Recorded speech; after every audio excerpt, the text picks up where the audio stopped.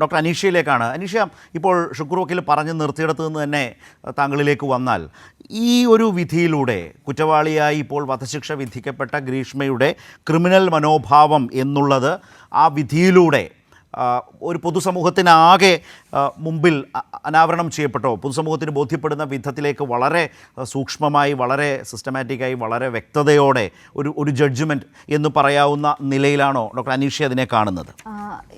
ഈ ഷുക്കൂർ വക്കീൽ പറഞ്ഞതിൻ്റെ ചുവട് പിടിച്ച് തന്നെ പറയുകയാണ്, ഏറ്റവും സയൻറ്റിഫിക്കായിട്ട് ഈ അന്വേഷണം നടത്തി പോലീസും പ്രോസിക്യൂഷനും കൂടി വളരെ ഗ്രീവിയസ് ആയിട്ടുള്ള, വളരെ ഹീനമായിട്ടുള്ളൊരു ക്രൈം നടത്തിയ ഒരു വ്യക്തിയെ നിയമത്തിന് മുന്നിൽ കൊണ്ടുവന്നു, ഒരു പ്രത്യേക തരത്തിലെ ശിക്ഷ വിധിക്കുകയും ചെയ്തു.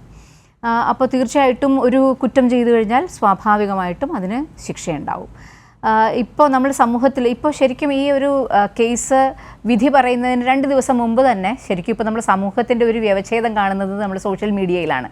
നമ്മൾ നേരിട്ട് ആരെയും കാണുന്നില്ല, സംസാരിക്കുന്നില്ല. പക്ഷേ സോഷ്യൽ മീഡിയയിൽ എല്ലാത്തരം മനുഷ്യരും ഒരു പക്ഷേ ഗ്രീഷ്മയ്ക്ക് ഇത്തരം ഒരു ശിക്ഷ ലഭിക്കും, ഏറ്റവും കഠിനമായ ശിക്ഷ തന്നെ ലഭിക്കും എന്നുള്ളതിനകത്ത് യാതൊരു സംശയമില്ലാതെ കാത്തിരുന്നതാണ്.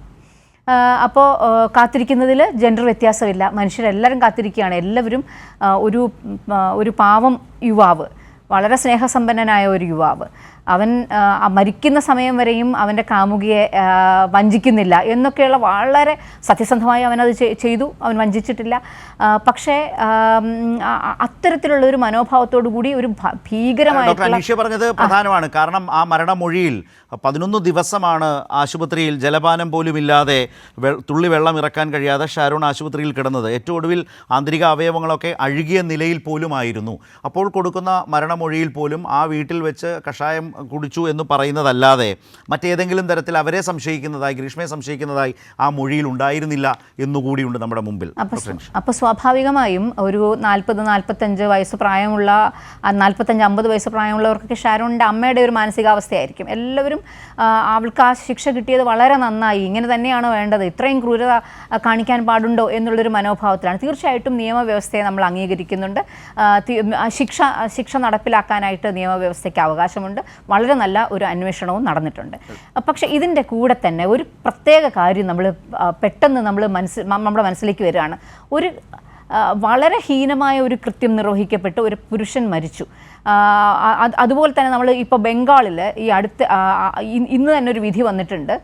ഏറ്റവും പൈശാചികമായി ഒരു നിമിഷം ഡോക്ടർ അനീഷ, ഞാനത് ഇതിൻ്റെ ഒരു അടുത്ത ഭാഗം ചർച്ച ചെയ്യേണ്ടതാണെന്ന് വിചാരിച്ചു. പക്ഷേ താങ്കൾ അതിലേക്ക് തന്നെ വന്നതുകൊണ്ട് സ്വാഭാവികമായും ഈ താരതമ്യം വേണ്ടതുകൂടിയാണ്. ഒരു രാജ്യത്തിൻ്റെ ഒരു ഭാഗത്ത് സംഭവിക്കുന്നത് ഇത്, അതേസമയം രാജ്യത്തെ നടുക്കിയ മറ്റൊരു വിഷയത്തിൽ അവിടെ ആ കോടതി ജീവപര്യന്തത്തിൽ ശിക്ഷ വിധിക്കുന്ന ഒരു സാഹചര്യം ഉണ്ടാകുമ്പോൾ കൃത്യമായ താരതമ്യം ഇതിനകത്തുണ്ടാകും. അതുമായി ബന്ധപ്പെട്ട് ദേശീയതലത്തിൽ നിന്ന് ഏറ്റവും ശക്തമായൊരു നിരീക്ഷണം നടത്തിയത് ഡോക്ടർ അനീഷയും ശ്രദ്ധിച്ചിട്ടുണ്ടാവും, ബൃന്ദ കാരാട്ടാണ്. ബൃന്ദ കാരാട്ട് ഇതേക്കുറിച്ച് പറഞ്ഞതൊന്ന് കണ്ടുകൊണ്ട് ഞാൻ താങ്കളിലേക്ക് തന്നെ വരാം.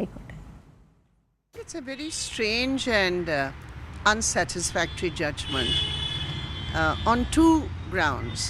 The first is the case was handed over to the CBI precisely because the investigation of the state government was deeply flawed based on the destruction of evidence.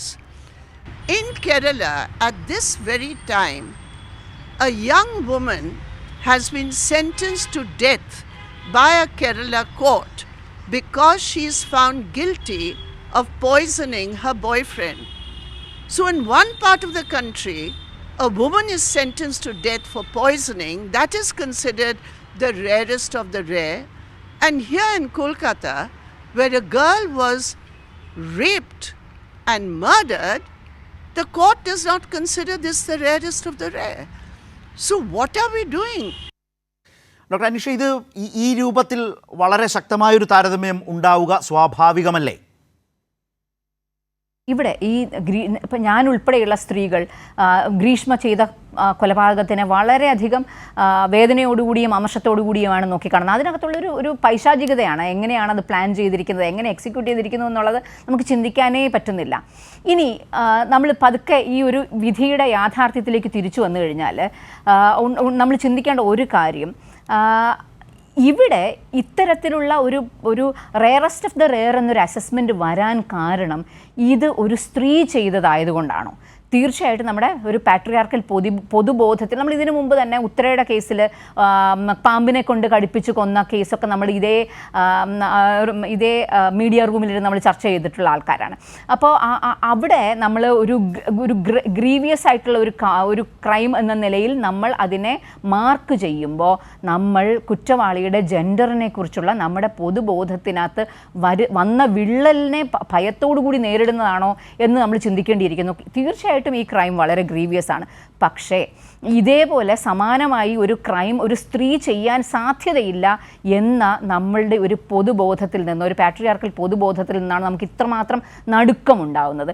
ഇതിനകത്ത് നമ്മൾ പറയുന്ന ഒരുപാട് കാര്യങ്ങളുണ്ട്. ഈ പെൺകുട്ടി ഈ കുറ്റം തെളിയിക്കപ്പെട്ടുകൊണ്ടിരിക്കുന്ന സമയത്ത്, ജയിലിലായിരിക്കുന്ന സമയത്ത് പശ്ചാത്താപത്തിൻ്റെ യാതൊരു ഒരു തരത്തിലെ ഒരു മാനസിക തിരുത്തലുകളും വരുത്തിയിട്ടില്ല എന്ന് പറയുന്നുണ്ട്. നമ്മൾ ഒരിക്കലും നമ്മുടെ കൺവെൻഷനലായിട്ടുള്ള ഒരു ചിന്ത അനുസരിച്ച് ഒരു പെൺകുട്ടി, ഒരു സ്ത്രീ എങ്ങനെയായിരിക്കുമെന്ന് നമ്മൾ വിചാരിക്കുന്നുവോ അതിന് ഘടകവിരുദ്ധമായി അതിനെ ഡീമിസ്റ്റിഫൈ ചെയ്യുന്ന രീതിയിൽ ഒരു സ്ത്രീ ഒരു കൊലപാതകം പ്ലാൻ ചെയ്ത് നടത്തിയതിനകത്തുള്ള ഒരു പൊതുബോധത്തിൻ്റെയും അതുപോലെ തന്നെ ഒരു നീതിപീഠവും ഒരു പക്ഷേ അത് തന്നെയായിരിക്കും ആലോചിക്കുന്നത്. ഇങ്ങനെ ഒരു പെൺകുട്ടിക്ക് ചെയ്യാൻ സാധിക്കുമോ? ഇങ്ങനെ ഒരു സ്ത്രീ ചെയ്യാൻ പാടുണ്ടോ? ഒരു മനുഷ്യനും അത് ചെയ്യാൻ പാടില്ല. അത് ജെൻഡർ വ്യത്യാസമില്ലാതെ ചെയ്യാൻ പാടില്ല.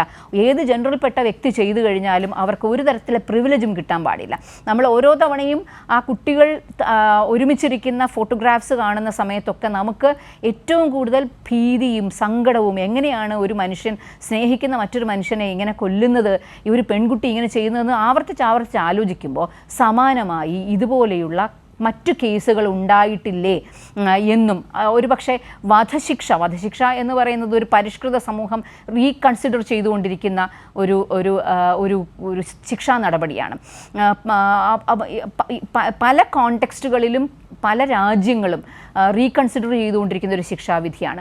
അത് തന്നെയാണോ ഇവിടെ കൊടുക്കേണ്ടത്? ഏറ്റവും ഗ്രീവിയസ് ആയിട്ടുള്ളൊരു ക്രൈമാണോ, ഒരു റെയറസ്റ്റ് ഓഫ് ദ റെയർ ക്രൈമാണോ എന്നുള്ള ഒരു ഡിസ്കഷൻ ഇനി വരാൻ പോകുന്ന ദിവസങ്ങൾ തീർച്ചയായിട്ടും കേരളത്തിൻ്റെ ഈ ഒരു പൊതുമണ്ഡലത്തിൽ ഉണ്ടാവും.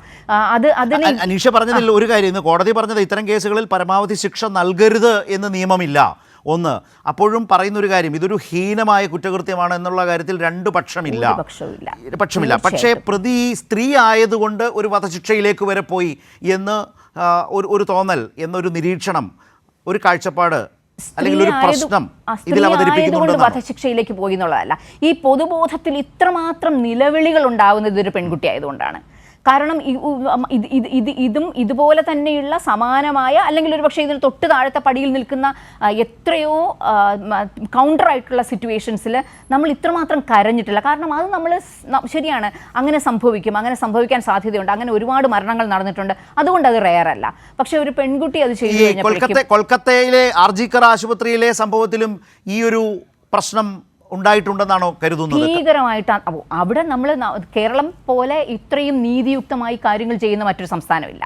ഇവിടെ നമുക്ക് അഭിപ്രായം പറയുന്നതിനകത്ത് ഭയക്കേണ്ടതില്ല. നമുക്കൊരു അന്വേഷണം, ഒരു സ്ഥലത്ത് നമുക്ക് ഒരുപക്ഷെ ഒരു സംശയം തോന്നിക്കഴിഞ്ഞാൽ നമുക്ക് മറ്റൊരു ഇടമുണ്ട് പോകാനായിട്ട്. നമുക്ക് നേരിട്ട് നമ്മുടെ എല്ലാ തരത്തിലെ ഇൻഫ്രാസ്ട്രക്ചറിലേക്ക് എത്തിച്ചേരാൻ പറ്റും. ബംഗാളൊന്നും ഈ കാലഘട്ടത്തിൽ അങ്ങനെയല്ല. നമുക്ക് അവിടുത്തെ നീതിന്യായ വ്യവസ്ഥയെക്കുറിച്ച് നമുക്ക് യാതൊരു തരത്തിലും അത് ട്രാൻസ്പെറൻ്റ് ആയിട്ടുള്ളൊരു പ്രോസസ്സാണോ നടന്നിട്ടുള്ളത്, അവിടെ വേറെ എന്തെങ്കിലും പ്രയാസം നടന്നിട്ടുണ്ടോ, അതൊന്നും നമുക്ക് അറിയാനേ കഴിയുന്നില്ല. അത് നമുക്ക് പ്രതീക്ഷിക്കാനും പറ്റില്ല. ഇത് രണ്ടും കൂടെ കമ്പയർ ചെയ്യാൻ പറ്റില്ല. പക്ഷേ ശരിക്കും ഇത്രയും ഭീകരമായി ഒരു പെൺകുട്ടിയെ റേപ്പ് ചെയ്ത് കൊന്ന ഒരു സ്ഥലത്ത് അത് നമ്മൾ ഒരുപക്ഷെ ഇവിടെ കേരളം മാത്രമായിരിക്കും ഒരുപക്ഷെ ഇത്രയും ശക്തിയായി അതിനെക്കുറിച്ചും ചർച്ച ചെയ്യുന്നത്. അത് നമ്മുടെ സാമൂഹിക സാഹചര്യത്തിൻ്റെ ഒരു സാധ്യതയാണ്. ഇപ്പോൾ അനീഷ പറഞ്ഞ ഒരു പ്രധാനപ്പെട്ട കാര്യം, ആർജിക്കർ ആശുപത്രിയിലെ മെഡിക്കൽ ഡോക്ടറുടെ ബലാത്സംഗ കൊലപാതകത്തിൽ വളരെ ഗൗരവമായ തോതിൽ തെളിവുകൾ നശിപ്പിക്കപ്പെട്ടിട്ടുണ്ട്. പിന്നീട് ആ കേസ് CBI ഏറ്റെടുക്കുന്നു. അതുകൊണ്ടാണ് CBI ഏറ്റെടുത്ത കേസിൽ പോലും അതൊരു അപൂർവങ്ങളിൽ അപൂർവമായ സാഹചര്യം. കാരണം അപായകരമായ അപകടകരമായ ഒരു പ്രശ്നം അതിലുണ്ട്. നമ്മൾ കേരളത്തിൽ തന്നെ സമാനമായൊരു കേസ് ഉണ്ടായപ്പോൾ ആ കേസിനെ എത്ര ശക്തമായിട്ടാണ് പൂർണ്ണമായും അതിനെതിരായിട്ടുള്ള ഒരു നിലപാട് കേരളം എടുത്തിട്ടുള്ളത്. പക്ഷേ എങ്ങനെയാണ് കൊൽക്കത്തയിൽ ആ ഒരു സർക്കാർ ആ വിഷയത്തെ സ്വീകരിച്ചതെന്ന് നമ്മുടെ മുമ്പിലുണ്ട്. അതെല്ലാം യഥാർത്ഥത്തിൽ ആ വിധിയിലും പ്രതിഫലിക്കുന്നുണ്ട് എന്നുള്ളത് തന്നെയാണ്. അപ്പോൾ ആ ഒരു പ്രശ്നം, ആ താരതമ്യം സ്വാഭാവികമായും ഇന്നിക്കാര്യത്തിൽ സംഭവിക്കുന്നുണ്ട്.